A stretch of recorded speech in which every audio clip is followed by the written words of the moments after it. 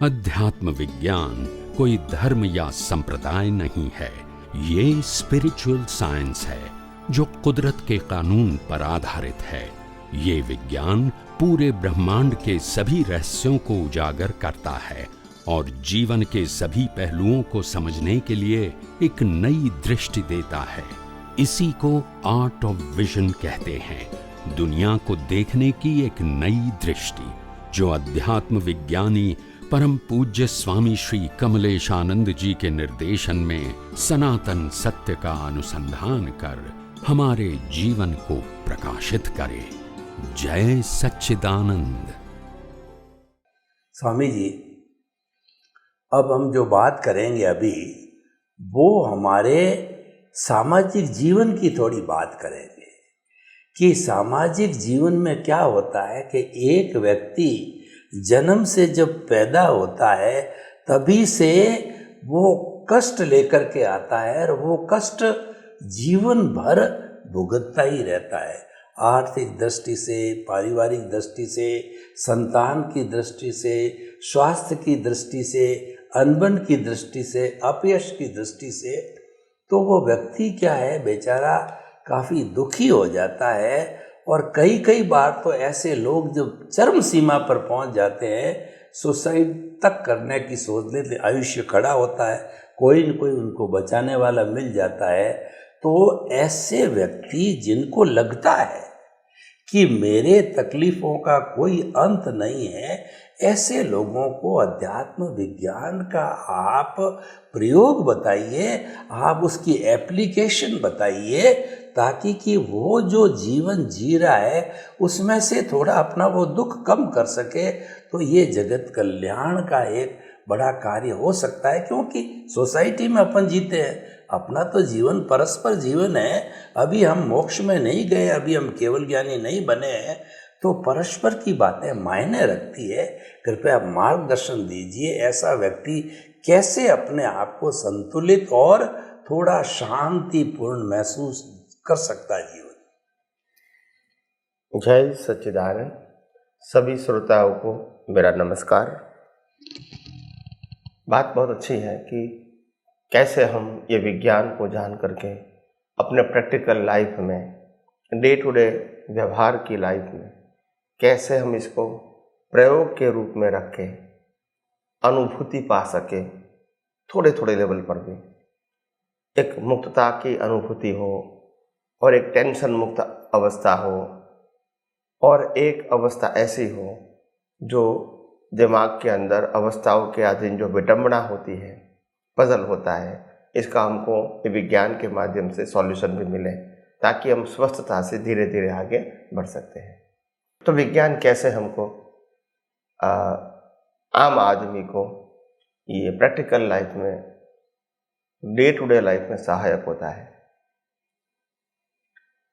तो इम्पोर्टेंट बात यह है कि धीरे धीरे आपको फंडामेंटली आपको दृष्टि चेंज करनी पड़ेगी। दृष्टि कैसे चेंज करोगे? व्यवहार तो वही का वही रहेगा, सिर्फ पहले आपका सेंटर पॉइंट चेंज होगा। अभी तक सेंटर पॉइंट था मन वचन काया या नामधारी, अभी सेंटर पॉइंट होगा शुद्धात्मा। पहले सेंटर पॉइंट बदलोगे तो भी आपका 50% काम हो जाएगा। सेंटर पॉइंट सब्जेक्ट टू हम पुरुषार्थ करते हैं, कोई भी पुरुषार्थ सब्जेक्ट टू सेंटर पॉइंट करते हैं। अगर मैंने दुकान लिया है तो मेरा पुरुषार्थ क्या रहेगा? दुकान में तरक्की कैसे करूं। अगर मैं नौकरी करता हूं तो पुरुषार्थ क्या रहेगा? नौकरी में कैसे मैं पैसे कमाने के लिए आगे बढ़ूं, मेरे को इंक्रीमेंट ज़्यादा मिले, पोस्ट ऊपर की मिले। हर फील्ड के अंदर हर व्यक्ति को ऐसा लगता है, मगर ये बात ध्यान में रखो कि हर व्यक्ति आगे बढ़ना तो चाहती है और आसानी से उसका उपयोग करके अनुभव करना तो चाहती है, मगर मूल बात ये होती है कि सेंटर पॉइंट चेंज नहीं करती है। आज हमारे भारतवर्ष के अंदर, ये हिंदूवादी देश है, इसके अंदर सभी लोगों को मैं आत्मा हूं ऐसा तो मालूम है, ऐसा नहीं कि ज्ञान नहीं है, मगर बात यह है कि आत्मा की वैल्यू, आत्मा की जागृति नहीं है, फिर आप इस फील्ड में आगे कैसे बढ़ सकते हैं? आप मन वचन काया से अलिप्त कैसे रह सकते हैं? जब आपका सेंटर पॉइंट ही शरीर है, फिर कोई भी प्रयोग करोगे सब्जेक्ट तो शरीर ही रहेगा। तो पहले सेंटर पॉइंट बदलने की कोशिश करो कि मैं शरीर नहीं, मैं शुद्धात्मा हूँ, और शरीर वो कर्मों के भुगतान का साधन है और उसके ऊपर हमारा कंट्रोल नहीं है। वैसे आत्मा के ऊपर भी हमारा कंट्रोल नहीं है, मगर सेंटर पॉइंट आत्मा रखोगे तो पुरुषार्थ सब्जेक्ट टू सोल रहेगा, सेंटर पॉइंट शरीर रखोगे तो पुरुषार्थ सब्जेक्ट टू बॉडी रहेगा। प्रश्न इतना है, तो सेंटर पॉइंट बदलने की बात करता हूं मैं दृष्टि के अंदर, जिसको हम ज्ञान भी बोल सकते हैं। दूसरी बात, हम अपने व्यवहार जीवन में मन वचन काया से जो कुछ भी क्रियाएं होती है समय समय पे संजोगों के अधीन, घर परिवार समाज के अंदर, उस समय हमारी जो दृष्टि है जो लेकर आए हैं वो तो डूअरशिप और ओनरशिप फॉर्म की होगी ही, मगर ये दृष्टि को हमको बदलना है। यानी डूअरशिप ओनरशिप की दृष्टि डिस्चार्ज के रूप में सफरिंग के फॉर्म में एज इट इज रहेगी, मगर पुरुषार्थ वाली दृष्टि में वो ही अवस्था को कुदरती रचना के रूप में देखने का प्रयास करना पड़ेगा। तभी आपको आदि व्याधि उपाधि में भी समाधि का अनुभव होगा। आदि व्याधि उपाधि बंद नहीं होगी, उसमें आपका समाधि का एहसास होगा। क्यों होगा? क्योंकि जब मन वचन काया और उनकी अवस्था मात्र कुदरती रचना है, तो फिर आदि व्याधि उपाधि वो तो प्रकृति का सब्जेक्ट है, वो आपका सब्जेक्ट नहीं है। उसीलिए तो आपको समाधि कोई चमत्कारिक बात नहीं है। समाधि का मतलब होता है जो आपका सब्जेक्ट नहीं है वो सब्जेक्ट से आप मुक्त हो गए। इसीलिए जो आदि व्याधि सब्जेक्ट जो मन वचन काया का है वो आपका नहीं रहा, उसको हम समाधि बोलते हैं। ये समाधि का मतलब आंखें बंद करके बैठ जाना, दुनिया को भूल जाना, ये समाधि नहीं है। समाधि का मतलब होता है 100% universal truth awareness, so that you can separate the relative truth and real truth. So ये सेपरेशन की ये समाधि है, ये जागृति की समाधि है, ये उपयोग की समाधि है, ये ब्लाइंड समाधि नहीं है। तो इसीलिए अगर मैं समझता हूं कोई भी व्यक्ति चाहे वो मुक्ति के मार्ग में आगे बढ़ना चाहे या न चाहे, मगर हिंदुस्तान का व्यक्ति है तो आत्मा को तो मानता ही है।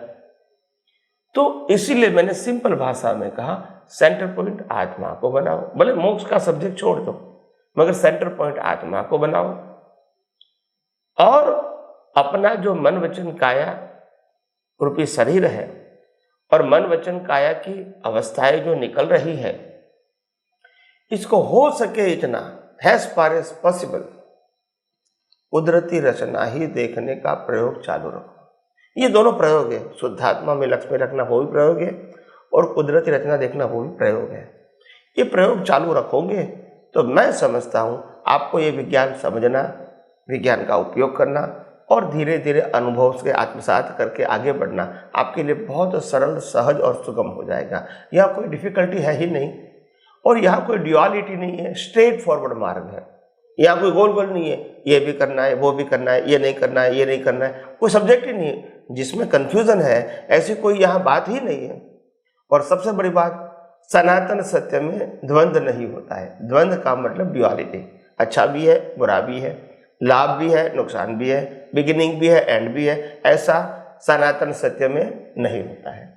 तो इसलिए ड्युअलिटी नहीं है तो कन्फ्यूजन नहीं है, ड्युअलिटी में ही कन्फ्यूजन होता है और ड्युअलिटी में ही व्यू पॉइंट होता है। सनातन सत्य में कन्फ्यूजन भी नहीं है और व्यू पॉइंट नहीं है, स्ट्रेट फॉरवर्ड है, प्रिंसिपल, सिद्धांत। तो कहने का मतलब कोई भी व्यक्ति को अगर ये विज्ञान संसारिक जीवन में भी स्वस्थ रहने के लिए और अपना मनोबल को आत्मविश्वास की ओर आगे बढ़ाने के लिए और स्थिर रह के अपना जीवन व्यतीत करने के लिए, आत्मविश्वास के साथ व्यतीत करने के लिए और सभी प्रकार की अवस्थाओं की भुगतान से अपनी दृष्टि को मुक्त रखने के लिए ये विज्ञान बहुत बहुत बहुत इम्पोर्टेंट है। और मैं समझता हूँ ये विज्ञान हजारों लाखों लोगों के काम में आए, यही मेरी सद्भावना है। आइए हम सब विज्ञान को और गहराइयों से समझने की कोशिश करें। बहुत बहुत धन्यवाद स्वामी जी आपका। स्वामी जी, अभी हम समाज की चर्चा करें तो समाज में बहुत से अनैतिक कार्य होते हैं, वेश्यावृत्ति, बूचड़ खाने, और ये जो शराब खाने बार वगैरह चलती है, अवैध के अंदर जो है वो जहरीली चीज़ें बनाना, मसालों के अंदर मिलावट करना, देशी शराब बनाना, होता ये सब कुदरत करवाती और अपने अपने कर्मों के अधीन होता नहीं मानते हैं। लेकिन क्योंकि हम सामाजिक प्राणी और हमारे इस अध्यात्म विज्ञान, इस विज्ञान की एप्लीकेशन करनी है समाज के अंदर। सारा रिलेटिव सत्य है पूरा समाज, पर इस अध्यात्म विज्ञान की एप्लीकेशन किए बिना ये अध्यात्म विज्ञान क्या काम का है। तो ऐसे व्यक्ति जो अनैतिक कार्य कर रहे हैं उनको किस रूप के अंदर हम अध्यात्म विज्ञान, किस समय, किस रूप के अंदर और किस तरीके से उनको बतावें, उनको एकांत में ले जाके, तो ताकि कि क्या है कि जो वो कार्य कर रहा है उसका सब्स्टिट्यूट ढूंढ ले, वो अपना जीविकोपार्जन का अन्य रास्ता ढूंढ ले। तो ऐसा हमें पुरुषार्थ अध्यात्म विज्ञान से हो सकता है, कैसे हो सकता है? कृपया ये थोड़ा आप इस पर दृष्टि डालें। सबसे बड़ी बात यह है कि आध्यात्म विज्ञान किसी को गलत कहने के लिए नहीं है।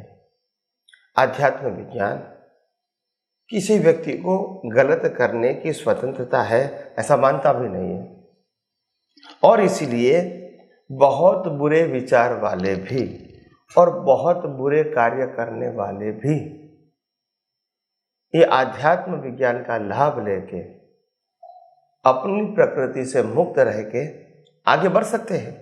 समाज उसको माने या न माने वो अलग सब्जेक्ट है, मगर वो आंतरिक दृष्टि से वो बहुत कुछ ऊपर जा सकते हैं, आगे जा सकते हैं, और यही इसकी विशेषता है।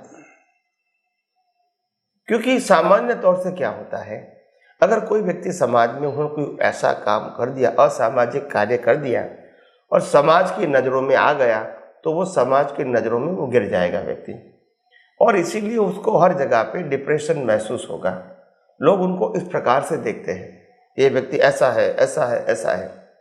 और जब लोग इस प्रकार से देखेंगे और व्यवहार भी इस प्रकार से करेंगे तो उनको अच्छा तो नहीं लगेगा, मगर क्या करें, जो होना था वो हो गया, अभी वो ना होना तो होगा नहीं।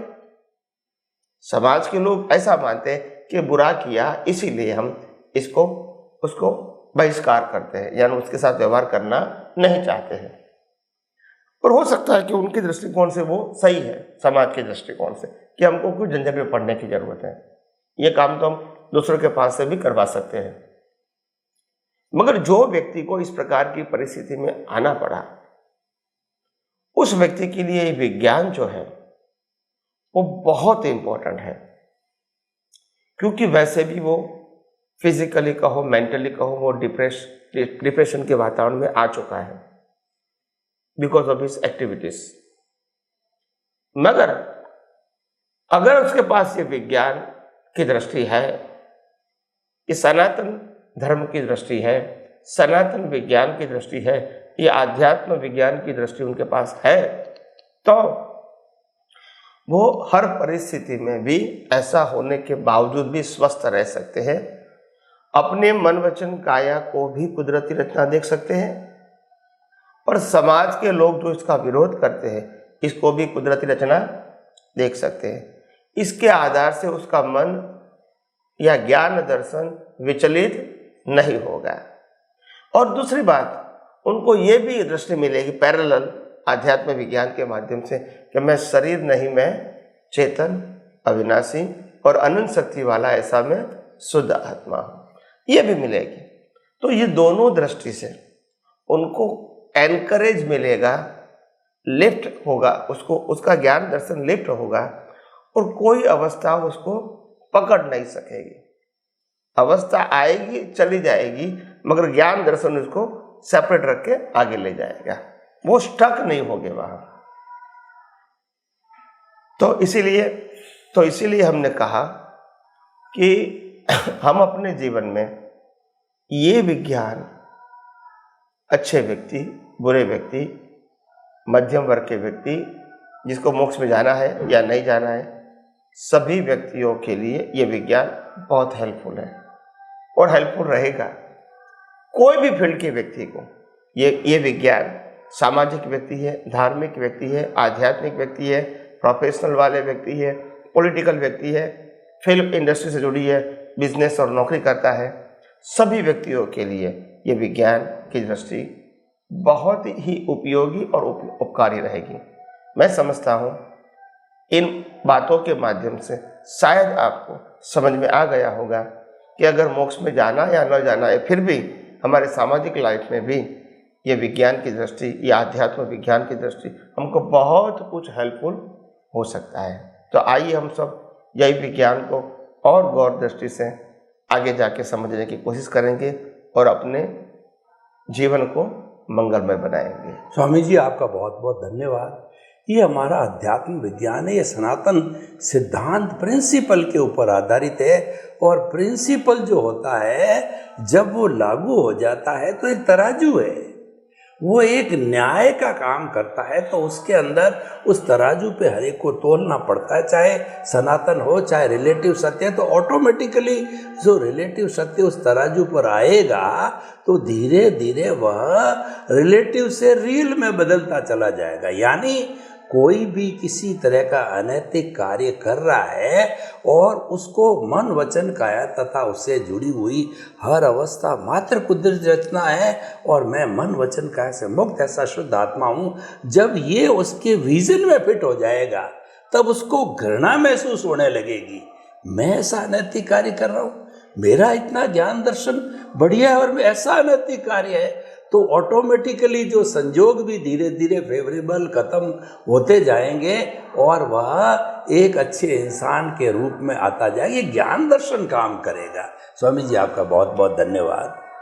स्वामी जी, हमारा सामाजिकता से जुड़ा हुआ ये सत्र है, उसके अंदर हम सेंट्रल जेल में जाते हैं। कई बार मैं भी गया हूँ, बहुत बार गया हूँ और वहाँ पर परीक्षा ध्यान के प्रयोग कराए, क्योंकि जो जेलर लोग होते हैं वो परिचित होते हैं हम लोगों से, या जो कोई भी अपना अपना परिचय होता है, क्योंकि वहाँ पे तो इंसान ही रहते हैं।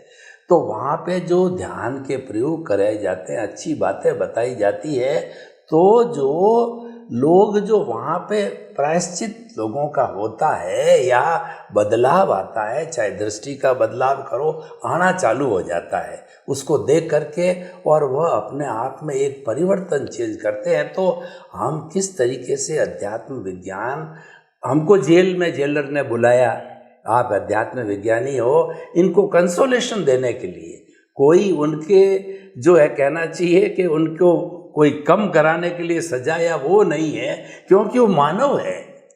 मानव को अपना परिचय कराना, उसकी आत्मा का परिचय कराने के लिए आत्मविज्ञानी को बुलाया जाता है।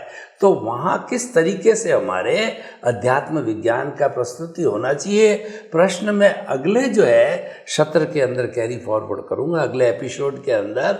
लेकिन कुल मिलाकर के स्वामी जी, आपका बहुत धन्यवाद, आपके प्रति कृतज्ञता कि जो हमारा ये प्रिंसिपल है उस पर सनातन सत्य सिद्धांत पे आधारित है। सिद्धांत भूत भविष्य वर्तमान आदि अनादि काल में कोई परिवर्तन नहीं होता। जैसे आत्मा अजर अमर है, उससे जुड़ा हुआ सिद्धांत भी अजर अमर है। स्वामी जी, इस सत्य को देने के लिए, सनातन सत्य को, आपके प्रति बहुत कृतज्ञता, साधुवाद। जय सच्चिदानंद। जय सच्चिदानंद।